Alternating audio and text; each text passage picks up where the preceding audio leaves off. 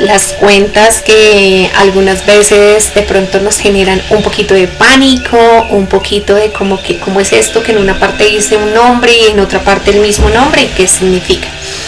Resulta que para la presentación de los estados financieros tenemos tres grandes grupos de cuentas que componen el consolidado de la información dentro de los estados financieros. El primer gran grupo se llaman las cuentas reales o de balance. Como su nombre lo indica, son estas cuentas las que nos ayudan a través de sus saldos y consolidado, porque esta es una cuenta que viene histórica, durante el periodo para sacar el estado de situación financiera o como lo llamábamos el balance. Recordemos que bajo norma internacional nos permite colocarle el nombre de tal manera que podamos interpretar qué es lo que está expresando dentro de ese informe. Puede ser estado de situación financiera o puede ser balance, que son como los que más utilizamos. En las cuentas reales o de balance tenemos una cuenta que es de naturaleza débito, que es el activo. En otros videos vamos a hablar más a profundidad de cada uno de estos componentes, pero recordar que el activo representa aquellos bienes y recursos controlados por la empresa, efectos de sucesos pasados, pero sobre los cuales se espera la obtención de recursos o de beneficios en el futuro. El pasivo, al contrario del activo, el pasivo es de naturaleza crédito y representa las obligaciones, las deudas que posee el ente económico, efectos de sucesos pasados, pero sobre los cuales para su cancelación se espera el desembolso de recursos. Y el patrimonio es el residual, es decir, lo que queda de tomar el activo menos el pasivo. De todas formas, en otros videos vamos a ir profundizando un poquito más en este tipo de cada uno de los grupos grandes o elementos que componen los estados financieros y ya como puntualmente mirar cuentas más detalladas y demás. Tenemos otras cuentas que son las cuentas nominales o de resultado. ¿Por qué se llaman así? Porque estas cuentas no son históricas, estas cuentas son periódicas, quiere decir que se van en un periodo del 1 de enero al 31 de diciembre es donde las vamos a manejar y terminado el 31 de diciembre debemos hacer el cierre de esas cuentas. De ahí es de donde nos va a salir el resultado del ejercicio, sea utilidad, sea pérdida, y esa utilidad o pérdida nos va a afectar el estado de situación financiera. Y esas cuentas a partir del 1 de enero del año siguiente ya volvemos a empezarlas en cero. Es decir, yo tengo ingresos durante un periodo, año 2020, pero al año 2021, como todavía no he empezado a vender el 1 de enero, entonces mi cuenta de ingresos debe aparecer en cero para empezar una nueva historia de los ingresos.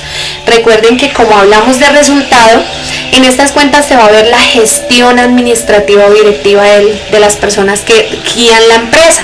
Por tanto, pues durante el periodo se cierran y vuelven y se activan en el nuevo periodo. Los ingresos como tal que muestran pues el efecto del desarrollo del objeto social, es decir, lo que se cobra a través de las ventas, sean ventas directas pues de nuestro objeto social, o sean algunas veces ocurre que algunos negocios adicionales que se nos presentan y nos generan ingresos. Los costos son aquellos pagos que realizamos que van directamente asociados al objeto social de la empresa, es decir, a lo que me generó ese ingreso. Y el gasto son aquellos pagos también o erogaciones, como su nombre lo dice, que la empresa tiene y que debe seguir cancelando para seguir funcionando. Entonces ahí estamos hablando de que los gastos son fijos, es decir, usted tiene un mensajero, así usted no haya hecho ventas este mes, tiene que pagarle al mensajero. Si usted tiene un administrador, si tiene un contador, pues los demás pagos que necesitamos para poder funcionar, como el arriendo, los servicios públicos, que no están directamente asociados con la generación del bien o producto o del servicio que estamos prestando. Y por último hay unas cuentas que se llaman cuentas de orden deudoras o acreedoras, que estas cuentas son de control, pero pues que bajo norma internacional las vamos a utilizar bastante. En estas cuentas de control vamos a ir mirando o se va presentando información que la empresa debe de tener, tanto que la haya revelado como que la haya reconocido o la esté reconociendo, pero son cosas que en el futuro se pueden llegar a presentar. algunas deudas, algunos siniestros, de pronto obligaciones futuras que no los haya reconocido en las cuentas anteriores. De estas cuentas, debemos recordar que las cuentas que se catalogan como de naturaleza débito son aquellas cuentas que aumentan en la columna del debe y que disminuyen en la columna del haber, y que el saldo debe estar en el debe. Es decir, si acá en el debe tengo 100 y la disminuí con 80, mi saldo me va a quedar en el debe por 20, y es lo que va a ir sumando al momento de consolidar mis estados financieros. Las de naturaleza crédito es a la inversa. Las de naturaleza crédito aumentan por el haber y disminuyen por el debe. Entonces, al contrario de las primeras, estas de naturaleza crédito, su saldo lo recomendable es que esté en el haber o en el crédito. De las cuentas que tenemos, ¿cuáles son esas cuentas? Entonces, las de naturaleza débito están en su gran mayoría las cuentas que representan el activo, las cuentas que representan los gastos y los costos. ¿Por qué digo en su gran mayoría? Porque hay algunas cuentas que son una excepción. Por ejemplo, en el activo está compuesto por corrientes y no corrientes. En los no corrientes del activo está la propiedad, planta y equipo. Y la propiedad, planta y equipo tiene una cuenta que es de naturaleza contraria. Esa cuenta se llama depreciaciones. Porque es de naturaleza contraria, es decir, no es de naturaleza débito, sino de naturaleza crédito. Porque la misión de la depreciación es mostrar el desgaste o la pérdida de valor de los activos fijos durante el periodo. Entonces, como tiene una misión específica, pues su naturaleza va a ser contraria. Lo mismo ocurre en los demás grupos de cuentas.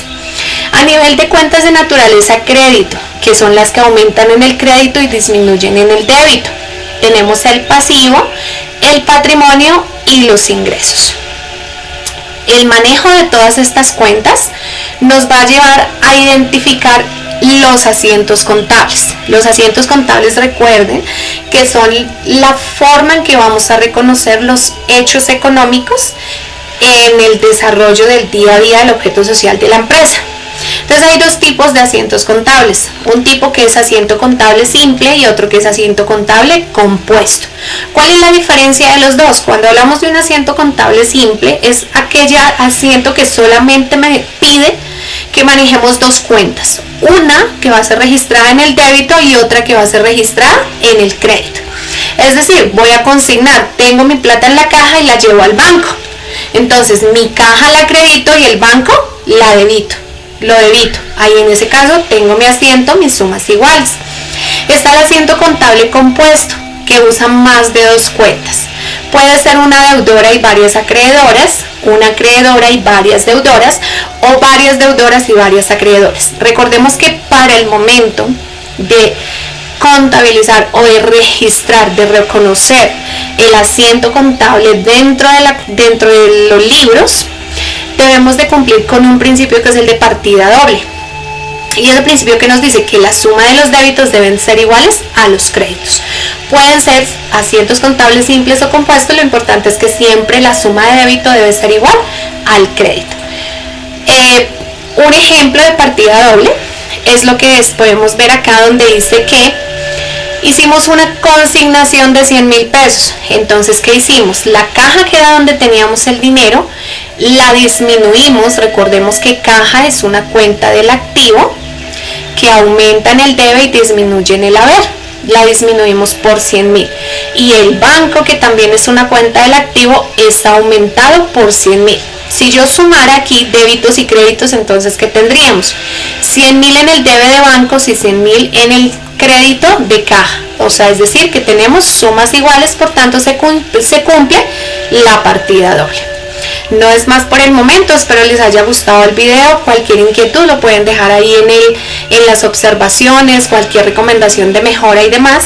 Que tengan excelente día, muchas bendiciones para todos y espero les haya gustado mucho el video.